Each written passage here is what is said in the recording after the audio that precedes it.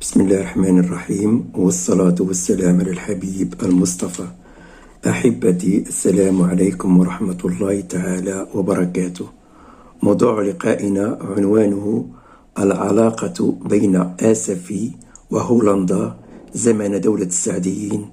كانت علاقة كثيفة ومتعددة الأوجه والأدوار والمكاسب. أحبتي، حملني على إعداد هذا اللقاء الانتصار المفرح للفريق المغربي على الفريق الهولندي يوم 30 يونيو ضمن منافسات دور 32 لبطولة كأس العالم 2026. وبحافز من هذا الانتصار سأعمل في هذا اللقاء إن شاء الله على تناول وباختصار العلاقات العريقة التي كانت تربط مدينتنا آسفي بدولة هولندا زمن حكم السعديين للمغرب، والتي يعود عمرها إلى أكثر من 400 سنة، أي منذ استقلال المقاطعات أو الأقاليم السبع عن التاج الإسباني سنة 1579، والتي شكلت جمهورية ستمثل فيما بعد نواة الدولة الهولندية الحالية. وقد نظمت هذه العلاقة اتفاقية سياسية وتجارية وعسكرية أبرمها المغرب السعدي مع هولندا في 24 دجنبر من سنة 1610. ومن خصائص إن لم نقل فرائد هذه الاتفاقية، أولا أن المغرب بهذه الاتفاقية كان من أوائل الدول التي اعترفت وتعاملت مع الجمهورية الهولندية الناشئة.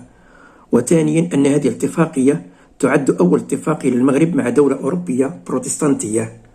ومن أهم ما تنص عليه بنود هذه الاتفاقية التي تعتبر اتفاقية تجارة وتحالف، فهي تنص على حرية التجارة والملاحة البحرية وحماية سفن البلدين من القرصنة البحرية واعتداءات العدو المشترك إسبانيا زمنئذ التي احتلت ثغور سبتة ومنيليا والعرائش.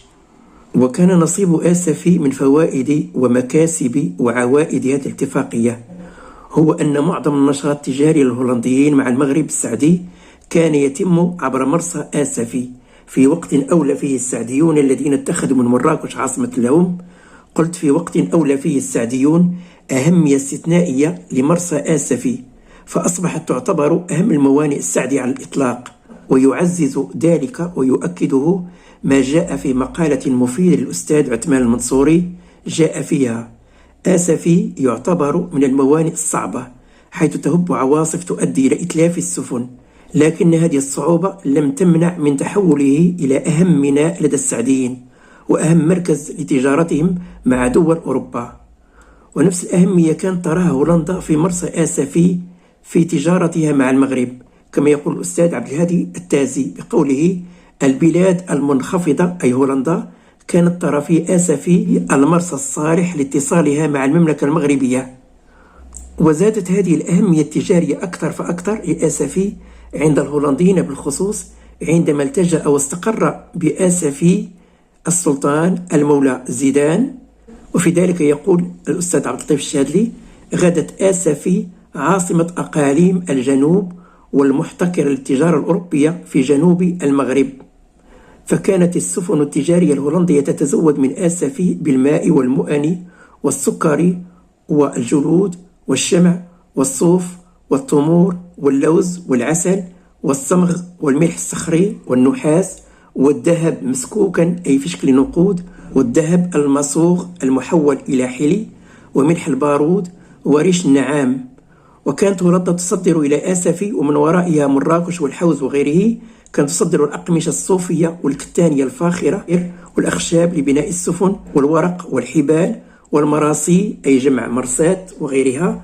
وبفضل هذا الزخم التجاري صارت آسفي مستقرا لعدد من القناصل والوكلاء التجاريين الهولنديين.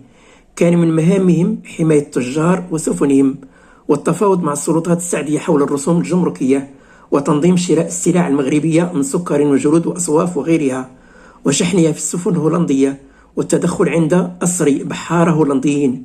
ومن هؤلاء القناصل نذكر منهم مثالا واحدا وذلك حتى لا نطيل، وهو القنصل المشهور والأطول مقاما بآسفي وهو بيتر ميتينسكوي الذي حل بالمغرب سنة 1605 وبقي مدة طويلة بآسفي، وفيها عين أحد قدماء التجار الهولنديين قنصلا لبلاده. ولم ينحصر دور آسفي في تصدير وتوريد السلع المدنية مع الهولنديين، بل كانت مرسى آسفي تستقبل كذلك واردات مهمة من العتاد العسكري الهولندي، إذ التزمت هولندا في اتفاقيتها بتزويد المغرب بالعتاد العسكري كلما طلب ذلك.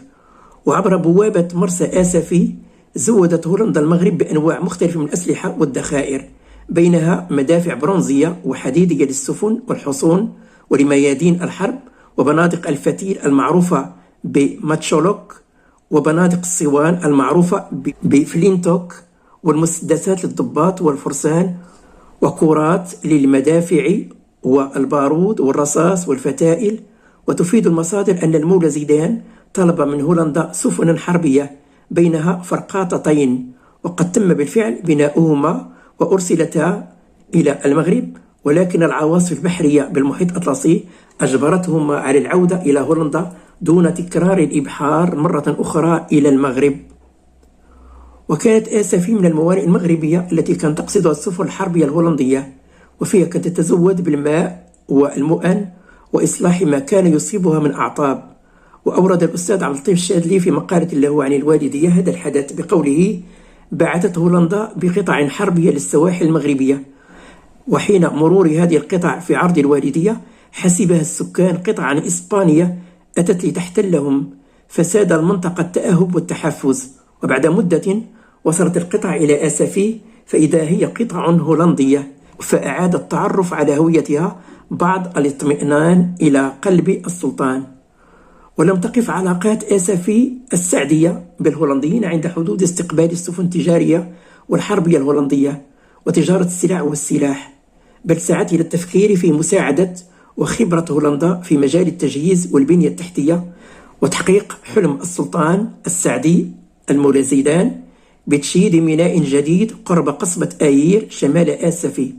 ومن الإجراءات الأولى التي بوشرت في تنفيذ هذا المشروع توجيه رسالة سلطانية من المولى زيدان إلى الدولة الهولندية رفقة سفارة مغربية يرأسها اليهود المغربي موسى بالياش أو بالاش، تطلب إرسال عمل مختصين، فهي تطلب كما في حرفية الرسالة إرسال بعض المعلمين الحجارين الذين لهم خبرة ومعرفة بقطع الأحجار، أردناها لإصلاح بعض مراسي سواحلنا العائدة بالمنفعة علينا وعليكم. وكان عرض السفير المغربي هو تشييد ميناء بخبرات هولندية سيعود على المغاربة والهولنديين بالنفع، كما وعد السلطان المولى زيدان هولندا بامتياز حق استخراج ملح البارود من كل الأقاليم الخاضعة له. لكن السلطان زيدان تخلى عن تنفيذ مشروعه خوفا من ردة فعل السكان على وجود الأجانب النصارى بالمنطقة. وتجدد التفكير في إنجاز هذا الميناء الجديد في عهد الخلف الثاني للسلطان المولى زيدان الذي توفي سنة 1628. وهذا الخلف هو السلطان الوليد بن المولى زيدان الذي بعث بسفارة إلى هولندا في نفس سنة بيعته، أي في سنة 1631، سفارة يرأسها اليهودي يوسف بالياش أو بالاش، تحمل رسالة سلطانية تقول: وقد وجهنا قبلكم بكتابنا الكريم هذا حامله دم دارنا الكريمة يوسف بلياش لقضاء بعض أغراضنا، منها انتخاب معلمين على أيديكم يقدمون على مقامنا العالي. وبالفعل استجابت هولندا وبعثت بخبير للبحث في إمكان تشييد ميناء جديد، فرأى إمكان تحقيق ذلك، وأرسلت الدولة الهولندية المعلمين الحجارين المطلوبين، ولكن لا شيء تحقق في عهد السلطان الوليد بن المولى زيدان. عاد بناء قصبة الوالدية التي تنسب في اسمها إلى هذا السلطان، التي أسسها سنة 1634، أي قبل موته بسنتين. أحبتي، تحياتي ومودتي، وإلى لقاء قريب إن شاء الله تعالى.